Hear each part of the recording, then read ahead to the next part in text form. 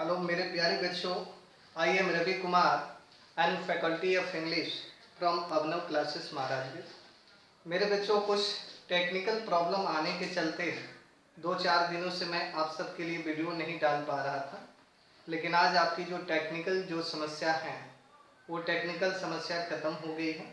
इसलिए मैंने सोचा कि आप सभी के लिए मैं एक सेवा का पात्र बनूं और कुछ वीडियो लेकर मैं आऊं, और आज से फिर हमारे इंग्लिश की जो सेशन है वह बिल्कुल उसी तरीके से चलेगी जैसे पहले से चलती हुई आ रही थी। मेरे प्यारे बच्चों, हमने नरेशन में आपको इम्परेटिव सेंटेंस पर, यदि कोई डायरेक्ट स्पीच का सेंटेंस दे दिया गया हो और उसे आप इनडायरेक्ट स्पीच में बदलना चाहते हो, इस पर हम लोगों ने प्रीवियस क्लास में डिस्कस कर लिया था। लेकिन आज की जो क्लास है मेरे बच्चों, इस क्लास में हम लोग आज डिस्कस करेंगे कि ऑप्टेटिव सेंटेंस पर आधारित यदि कोई डायरेक्ट स्पीच का सेंटेंस दिया गया हो और उसे आप इनडायरेक्ट स्पीच में यदि आप उसे कन्वर्ट करना चाहते हैं, यदि आप उसे बदलना चाहते हैं, तो आप किस तरीके से उसे आप बदल सकते हैं।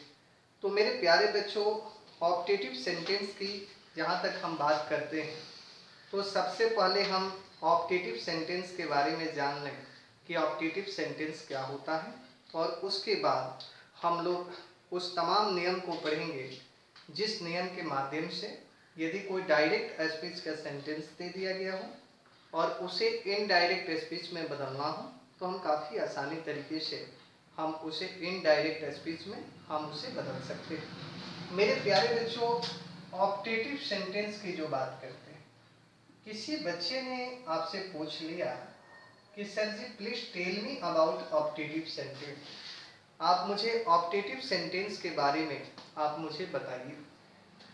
तो वैसी परिस्थिति में कोई बच्चा आपसे पूछ लिया कि रवि सर ने आपको ऑप्टेटिव सेंटेंस के बारे में बताया, तो आप जरा मुझे ऑप्टेटिव सेंटेंस के बारे में जरा बताना। तो आप उसे कहिएगा यह ऐसा सेंटेंस है जो हमें ब्लेस के बारे में बताता है। ब्लेस का मतलब क्या हुआ मेरे बच्चों? इसकी हिंदी की जहाँ तक हम बात करते हैं उसको हम कहते हैं आशीर्वाद। ठीक है। कर्ज के बारे में बताता है मेरे बच्चों, कर्ज का मतलब हुआ अभिशाप के बारे में यह बताता है। ठीक है। नेक्स्ट की जो बात करते हैं मेरे बच्चों, यह विश के बारे में भी बताता है। विश का मतलब चाह, मतलब इच्छा। ठीक है। नेक्स्ट की जो बात करते हैं मेरे बच्चों, यह प्रे के बारे में बताता है। प्रे का मतलब होता है प्रार्थना। मतलब मैं आप सबको यूँ बताने की कोशिश कर रहा हूँ कि ऑप्टेटिव सेंटेंस एक वैसा सेंटेंस है जो कि ब्लेस के बारे में बताता है, मतलब आशीर्वाद के बारे में बताता है, कर्ज के बारे में बताता है, विश का मतलब हुआ चाह या इच्छा के बारे में बताता है, और फाइनली हम यहाँ देख रहे हैं प्रे। तो प्रे का मतलब होता है या प्रार्थना के बारे में बताता है। So this is called optative sentence. इसे इंग्लिश में लिखना होगा तो आप लिखेंगे it is a type of sentence. क्या लिखेंगे मेरे बच्चों? It is a type of sentence which tells us about bless, ठीक है मेरे बच्चों, कर्ज, विश एंड प्रे। ठीक है मेरे बच्चों। अब इसको हम लोग समझने की कोशिश करते हैं। It is a type of sentence का मतलब क्या है मेरे बच्चों? यह एक प्रकार का सेंटेंस है विच टेल्स अस अबाउट, जो हमें बताता है, ब्लेस के बारे में बताता, कर्ज के बारे में बताता, विश के बारे में बताता, और फाइनली जो प्रे है उस प्रे के बारे में बताता है। So this is called optative sentence. इसको हम लोग, यही कारण है कि इसे हम लोग ऑप्टेटिव सेंटेंस कहते हैं। जैसे मैंने एक सेंटेंस लिखा, मे you live long, may you live long मेरे बच्चे। अब जरा बताइए, इस सेंटेंस को आप समझिए। कुछ समझने के बाद आपको पता चलेगा कि इस सेंटेंस के अंदर विश के बारे में बात हो रही है कि कोई चाह रहा है कि वो जो है ज़्यादा दिन तक जो है जीवित रहे, या आप इसे प्रे भी कर सकते हैं, कोई प्रार्थना करता है कि आप ज़्यादा दिन तक जीवित रहें। जैसे हर माँ बाप जो हैं अपने बच्चे के लिए प्रे करते हैं कि मेरा जो बच्चा है वह ज़्यादा दिन तक जीवित रहे। ठीक है मेरे बच्चे, मैंने दूसरा सेंटेंस लिखा कि मे यू, ठीक है ना, मे you get success in the exam. ठीक है मेरे बच्चे, आप जरा इस पर ध्यान दें। मे you get success in the exam का मतलब हुआ आप एग्जाम में सफल हो। इसका मतलब यह हुआ कि आपके पिताजी हैं या आपकी माँ हैं, वह यह चाह रहे हैं कि मेरा बेटा जो एग्ज़ाम की तैयारी कर रहा है उस एग्ज़ाम में वह सफलता को हासिल करे। इसका मतलब ये 20 हो गया, 20 का मतलब चाहना होगा। ठीक है मेरे बच्चों, जैसे कहा जाए कि may you pass this exam, may you pass this exam. इस सेंटेंस को जब हम समझने की कोशिश करते हैं तो हमें यह पता चलता है कि यह जो सेंटेंस है कोई व्यक्ति है जो कि हमें ब्लेस कर रहा है। ब्लेस का मतलब क्या है मेरे बच्चों? कोई व्यक्ति ऐसा है जो कि हमें आशीर्वाद दे रहा है। तो व्यक्ति में हमारे पिताजी भी हो सकते हैं, हमारी माँ भी हो सकती है कि हमारा जो बेटा है जिस एग्ज़ाम की तैयारी वह कर रहा है उस एग्ज़ाम में वह पास हो जाए। तो इसका मतलब वो भगवान वो ब्लेस करते हैं। ब्लेस का मतलब आपको आशीर्वाद देते हैं। कर्ज की जो बात करते हैं मेरे बच्चों, यदि आपसे कहा जाए कि may you die of cholera, may you die of cancer, भगवान न करे कि ये बीमारी किसी को लगे। लेकिन मेरे प्यारे बच्चों, इस सेंटेंस को जहाँ तक हम समझने की कोशिश करते हैं, कोई भी व्यक्ति कर्ज वाला सेंटेंस कब बोलता है? जब वह व्यक्ति आपसे काफ़ी ज़्यादा परेशान हो जाता है, तो वैसी परिस्थिति में वह कर्ज करने लगता है। कर्ज का मतलब क्या हुआ मेरे बच्चों? वह आपको अभिशाप देने लगता है कि may you die of cancer, may you die of cholera. तो मेरे प्यारे बच्चों, यदि किसी ने आपसे पूछ लिया कि ये जो सेंटेंस सर जी आपने बोर्ड के ऊपर लिखा, तो इस सेंटेंस को आप क्या कहेंगे? तो इस सेंटेंस को हम कहेंगे कर्ज करता है। कर्ज की हिंदी क्या है मेरे बच्चों? तो यह जो सेंटेंस है मेरे बच्चों, यह अभिशाप करता है। ठीक है ना, अभिशाप का मतलब आप तो समझ ही रहे हैं। ठीक है, तो यदि किसी ने आपसे ऑप्टेटिव सेंटेंस के बारे में पूछ लिया, तो आप उसे ऑप्टेटिव सेंटेंस के बारे में इस तरीके से, by this way you can convince and to that persons about optative sentence. आप इस तरीके से उस व्यक्ति को ऑप्टेटिव सेंटेंस के बारे में आप उसे बताएंगे। मेरे प्यारे बच्चों, please take a review, then I could come on the next point, and your next point will be direct speech. And how could we change any direct speech into indirect speech which has been given on the base of optative sentence?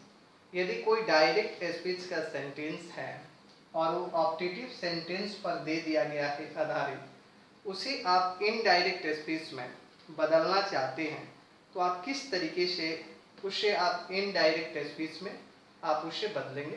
तो first of all, and you take a review, and then I could come on the next point, my dear friend.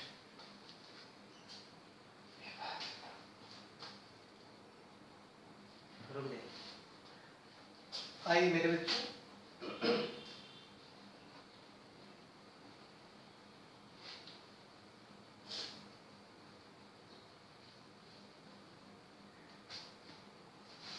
मेरे प्यारे बच्चों, यदि optative sentence पर आधारित यदि direct speech का sentence दे दिया गया हो और उसे इनडायरेक्ट स्पीच में बदलना हो, तो वैसी परिस्थिति में हमें क्या करना होगा? मेरे प्यारे बच्चों, इसका बहुत बेसिक सा कंसेप्ट है। यदि उस कंसेप्ट को यदि आप समझ जाते हैं तो बड़ी आसानी तरीके से कोई भी डायरेक्ट स्पीच का सेंटेंस दिया गया हो उसे आप इनडायरेक्ट स्पीच में कन्वर्ट कर पाइएगा।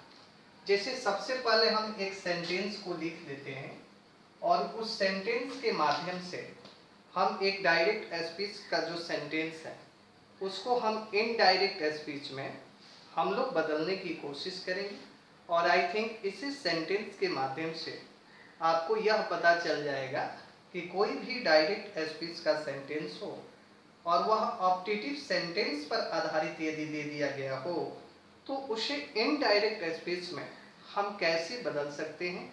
It's mean how could we change under direct speech into indirect speech. My dear friend, मैंने लिखा he said to me may you get success, ठीक है ना, इन योर एग्जाम, ठीक है मेरे बच्चे। मैंने आपके बोर्ड पर ये सेंटेंस लिखा, इसे आप समझने की कोशिश करें। आप प्रीवियस बैच में हमने आप सबको बताया था कि जब भी कोई डायरेक्ट स्पीच का सेंटेंस आपको मिल जाता है तो वैसी परिस्थिति में आप जो इन्वर्टेड कमा है उस इन्वर्टेड कमा को देखिए। मैंने प्रीवियस लेक्चर में बताया था कि इन्वर्टेड कमा के बाहर एक जो सेंटेंस है, इस सेंटेंस को हम रिपोर्टिंग स्पीच कहते हैं। क्या कहते हैं मेरे बच्चों? Reporting speech.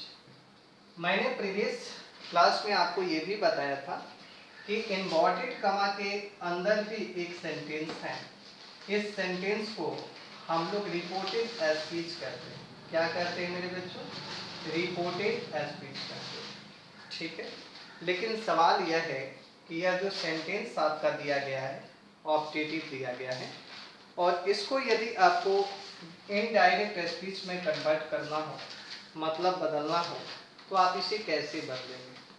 जब भी ऑप्टेटिव के सेंटेंस को आप इनडायरेक्ट स्पीच में बदलने के लिए जा रहे हैं तो सबसे जरूरी यह होता है कि उस सेंटेंस का मतलब आप समझिए, क्योंकि रिपोर्टेड स्पीच में दिया गया जो सेंटेंस है उसको यदि आप नहीं समझ पाइएगा तो फिर जो है रिपोर्टिंग स्पीच का जो वर्ब है उस वर्ब में कहाँ विश का प्रयोग करना है, कहाँ आपको कर्स का प्रयोग करना है, इन तमाम बातों को आप नहीं जान पाइए। तो आइए हम लोग इसको देखते हैं। मे you get success in your exam, ठीक है बच्चों, कि आप जो है अपने एग्जाम में सफलता पा सकते हैं। यह किसी व्यक्ति की अपनी विश हो सकती है, अपनी चाह हो सकती है। इस सेंटेंस को आपने पढ़ा और पढ़ने के बाद आपको पता चला कि इस सेंटेंस के अंदर में चाह है, ठीक है ना। तो वैसी परिस्थिति में क्या करना है मेरे बच्चों? ये जो ही है ना मेरे बच्चों, ही को वैसे ही लिखेंगे, ठीक है। इस रिपोर्टिंग स्पीच की वर्ब की जो बात करते हैं मेरे बच्चों, तो ये जो सैड है मेरे बच्चों, यह रिपोर्टिंग स्पीच का वर्ब है। इसी वर्ब को हम क्या करेंगे कि विश में कन्वर्ट कर देंगे, ठीक है ना। और ये टू जो प्रीपोजिशन है, इस टू प्रीपोजिशन को रिप्लेस कर देंगे, ठीक है ना। जैसे ही इस टू प्रीपोजिशन को हम यहाँ से हटाते हैं तो इसको हटाने के बाद आप यहाँ देख रहे हैं कि ऑब्जेक्ट के रूप में मी आया हुआ है और इस मी को हम क्या करते हैं, यहाँ लिख देते हैं। फिर किसी बच्चे ने पूछ लिया कि सर जी ये तो हमें समझ में आ गया, लेकिन ये जो इन्वर्टेड कमा दिख रहा है, इस इन्वर्टेड कमा के बदले में हम क्या करें? तो मेरे प्यारे बच्चों, जब भी आपको ऑप्टेटिव सेंटेंस मिल जाए तो वैसी परिस्थिति में आप जो इन्वर्टेड कमा जब आप देखते हैं उस इन्वर्टेड कमा को हमें रिप्लेस कर देना है, मतलब हमें उसे हटा देना है और उसके बदले में हम क्या करेंगे मेरे बच्चों? डैड का प्रयोग हम कर देंगे। फिर किसी बच्चे ने कहा कि सर यहाँ तक तो बातें हमें समझ में आ गई, लेकिन सर जी जरा आप मुझे बताइए कि ये रिपोर्टेड स्पीच के अंदर जो आपका सेंटेंस दिया गया है, इस सेंटेंस को हम क्या करें? मेरे प्यारे बच्चों, इसको आप अफर्मेटिव में बदल दें। अफर्मेटिव में जब भी बदलते हैं तो सबसे पहले सब्जेक्ट को लिखते हैं, उसके बाद मॉडल जो अगर दिया गया है तो लिखेंगे। जैसे इस सेंटेंस में मे क्या है मेरे बच्चों? यह एक मॉडल्स है, ठीक है ना मेरे बच्चों, और ये है ये आपका सब्जेक्ट, ठीक है। तो हम क्या करेंगे, यू को उठाएंगे यहाँ, और ये जो मे देख रहे हैं मेरे बच्चों जो कि मॉडल्स है, इसको हम क्या करेंगे, यहाँ लिखेंगे। यू मे गेट सक्सेस, ठीक है मेरे बच्चों, इन योर एग्जाम, ठीक है मेरे बच्चों। ये बन गया आपका अफर्मेटिव सेंटेंस। अब क्या करेंगे कि इस अफर्मेटिव सेंटेंस को जो जनरल जो रूल्स हैं उस जनरल रूल्स के अनुसार हम इसे बदलने की कोशिश करेंगे। जैसे आप यहाँ देख रहे हैं कि यू है, आप मुझे बताइए कि यू पर्सन में कौन सा पर्सन है। तो पता चला कि यू जो है वह हमारा सेकंड पर्सन है। और मैंने आप सबको बताया था कि जो सेकंड पर्सन होता है मेरे बच्चों, उसको वाक्य के जो ऑब्जेक्ट हैं उस वाक्य के ऑब्जेक्ट के अनुसार हम क्या करते हैं मेरे बच्चों, उसे बदलते हैं। तो आप जरा बताइए, इस वाक्य के ऑब्जेक्ट क्या है मेरे बच्चों, मी है, और यू क्या है मेरे बच्चों, सेकंड पर्सन है। तो ये यू जो है मी के अनुसार बदलेगा।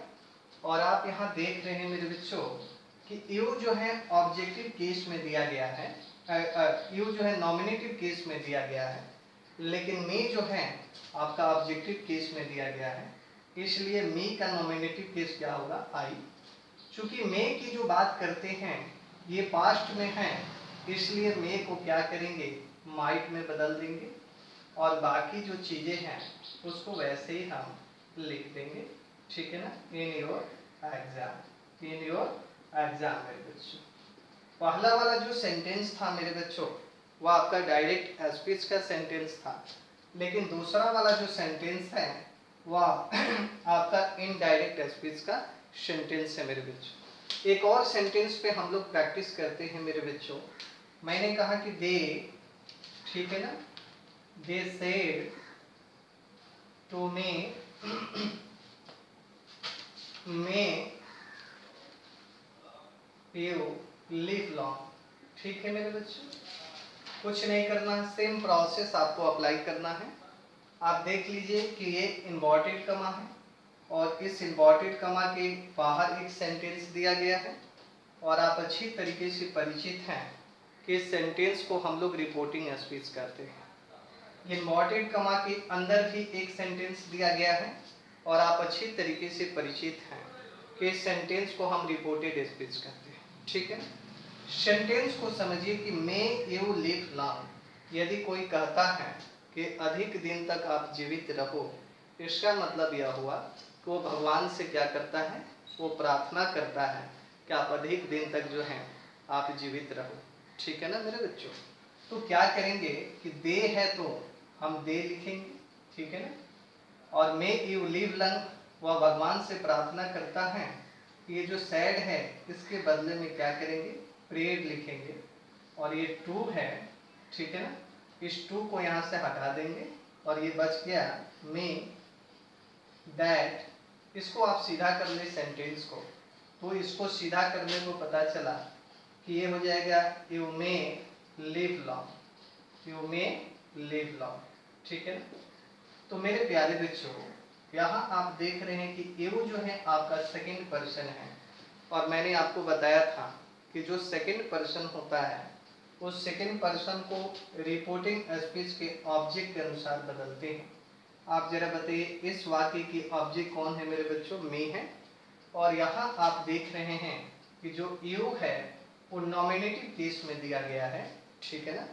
इसलिए जो आप यहाँ मी देख रहे हैं इस मी को हम आई में बदलेंगे, और ये जो मे है ये माइट में बदल देंगे, क्योंकि आप देख रहे हैं कि रिपोर्टिंग जो स्पीच का वर्ब है वह आपका पास्ट में दिया गया है, इसलिए मे का पास्ट माइट लिखेंगे, और ये जो चीज़ें छूटी हुई है इसको हम क्या कर देंगे मेरे बच्चों, यहाँ लिख देंगे और फुल स्टॉप दे देंगे।